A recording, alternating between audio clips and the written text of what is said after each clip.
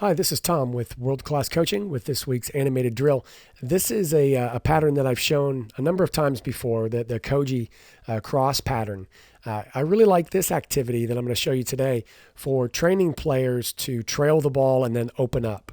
I think so many times you see players play the ball backwards because there's pressure on them, but then not open up properly in order to give that defender somebody to worry about and give the person they passed back to options to play it. So this is something that I like to use and I've used recently with really good success. The players enjoy it and it moves very quickly and they start to understand the concepts of opening up. So to begin with, I do this with just 2 soccer balls. The ultimate goal is to do it with all 4 balls, although that's a little confusing for the players at first, so we break it down and just start with 2.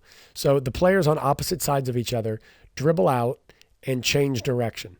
After they change direction, then they pass back to the player that is behind them in line. So the same thing would occur on this far end. For the sake of clarity and quickness here, I'll just show one side.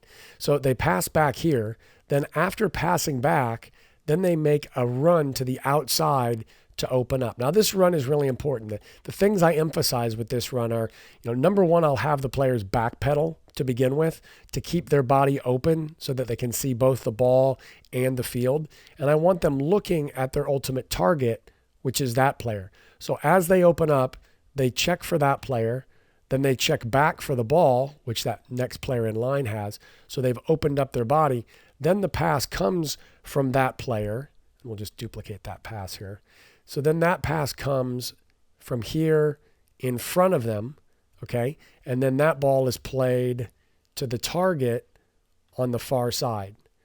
So the ball is then, so it's trailed, we open up to the outside, it's played wide, then that ball is played diagonal to the target on this other side, and everyone, basically these 2 players follow their pass. So this player goes here. Now, since we're using 2 balls, then the next step would be, because we need to get the ball on the opposite side here, the next step would be for this player to open up, and I want this player moving away from that cone. I've started using the cones here more than gates because it allows me to talk about this cone as a defender. And so I want this player to open up away from that defender, receive the ball preferably on their back foot, receiving it there, and then being able to pass it to this player.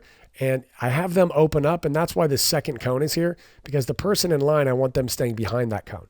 So I want this player opening up so they can receive the ball through that gate, again on their back foot, and ideally that same thing is happening on this other side. So the ball is being trailed back, the player is opening up, and I'll go ahead and just show that really quickly because I think it's useful to see how these passes interconnect. So passes back there, then I'll duplicate this run to the outside. Again, opening up and running past this defender. We talk about getting in behind the defender so we break that line of pressure. So that's an important part of this. I can also work with the players on different ways to open up. So they can run opening up to the outside, but always looking over their shoulder.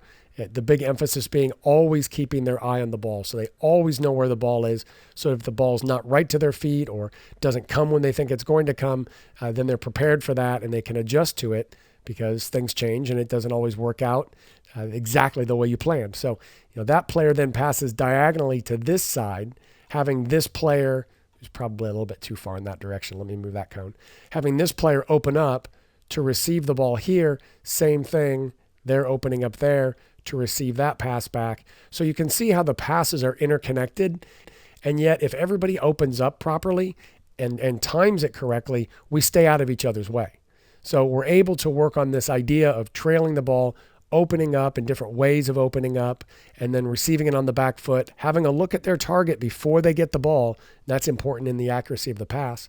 And then playing that ball diagonal and following. So this player here, after they've opened up and played this diagonal ball, then they take that player's spot. This player, after passing here, will take this player's place in line behind them.